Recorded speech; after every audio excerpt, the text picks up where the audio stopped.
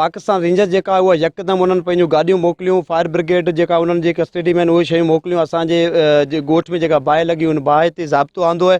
ऐं हींअर ताईं बि पंहिंजो छाछरे जो जेको DSR नसार सोलंकी साहिबु आहे उहो आयो आहे, बाक़ाइदा असांजे जेके जंहिं मुस्तक हुआ उन्हनि खे डोनेशन ॾिनी आहे, इमदाद राशन वग़ैरह ॾिनो आहे।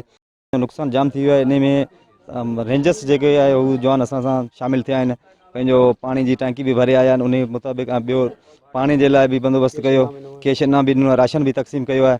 ऐं हिते असीं टाउन में रहूं था, पोइ बि असीं जेको आहे न असांखे सहूलियत का बि कोन्हे। गाड़ी पानी आंदी रेंजर आंदी, इमदाद ने रेंजर ने कैश ने इमदाद ने रेंजर ॾिनी, पर अञा ताणी मुख़्तियारकार नुको बीजो नुको तपेदार अञा ताणी कोई को ॾींहुं आथो अञा टाउन री गाड़ी अञा ठही गई जेको ॾींहुं आथो गयो है त जो ते ठारी जाए तो ये गाड़ी को आई है। हिननि जो चवणु हो त हिन वक़्त ताईं जेका टाउन कमेटी जी इंतज़ामिया या तालके जेका ऑफिसर आहिनि उन्हनि पारां को बि हिते उन्हनि जो अमलदार न मोकिलियो वियो आहे, न ई जेको असां जेका सहायता थी आहे। जॾहिं हिननि जो चवणु आहे त रेंजर्स जा जेके हिते DSR निसार सोलंकी जी अॻुवाणी में हिते टीम पहुती, हिननि जो जेको आहे खाद खुराक जो राशन बि ॾिनो आहे। हिननि चयो त असांजी कैश जी सूरत में मदद कई आहे। कैमरामैन अली सां रामू सां गॾु मुमताज़ रामू, सिंध TV न्यूज़, छाछरो।